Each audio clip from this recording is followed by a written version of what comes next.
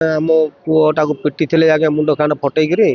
ଆମେ ବୁଝାମଣା କରା ବୋଲି ଯାଇଥିଲୁ ଆଜ୍ଞା ସେମାନେ ଡାଇରେକ୍ଟ ଟାଙ୍ଗିଆ ଧରିକି ଦୌଡ଼ିକି ହାଣିଲେ ଆମକୁ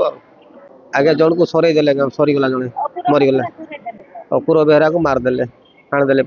ମତେ ଦି ଚୋଟ ହାଣିଛନ୍ତି ଆଜ୍ଞା ତାପରେ ଆମର ବହୁ ପିଲାମାନଙ୍କୁ ଯୋଉଟାକୁ ମାରିଛନ୍ତି ହାଣିଛନ୍ତି ଚାରି ଜଣକୁ ଜଣକୁ ମାରିଦେଲେ ଆଉ 3 ଜଣକୁ ହାପ ମର୍ଡର ଆଜ୍ଞା ଟାଙ୍ଗିରେ ସେମାନେ ତାଙ୍କର 10 ଜଣ ଖଣ୍ଡେ ଆଜ୍ଞା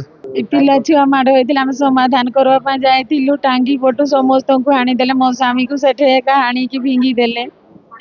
ଆଉ ମତେ ହାଣିଛନ୍ତି ଆଉ ମୋ ଯାହାକୁ ବି ହାଣି ଦେଇଛନ୍ତି ଆମକୁ 3 ଜଣକୁ ହାଣିଛନ୍ତି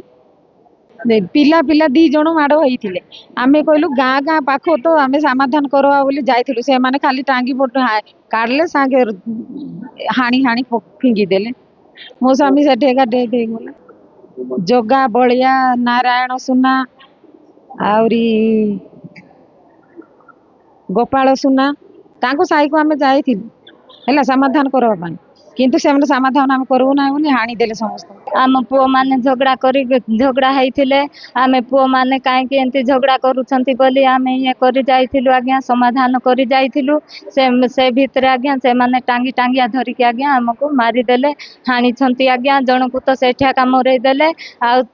3 ଜଣକୁ ହାଣି ଦେଇଛନ୍ତି ହାତରେ ହାଣିଛନ୍ତି ମୁଣ୍ଡରେ ହାଣିଛନ୍ତି ବେକରେ ଜଣକୁ ହାଣିଛନ୍ତି ଆଜ୍ଞା ଅକୁର ବେହେରା ଆଜ୍ଞା ଅକୁର ବେହେରା ସେଠି ଏକା ପଡିକି ମରିକି ଅଛି ଆଜ୍ଞା 10-12 ଜଣ ହେଇକି ସାର୍ ତାଙ୍କର ଫ୍ୟାମିଲି ସବୁ ଆସିକି ମାରିଲେ ଆଜ୍ଞା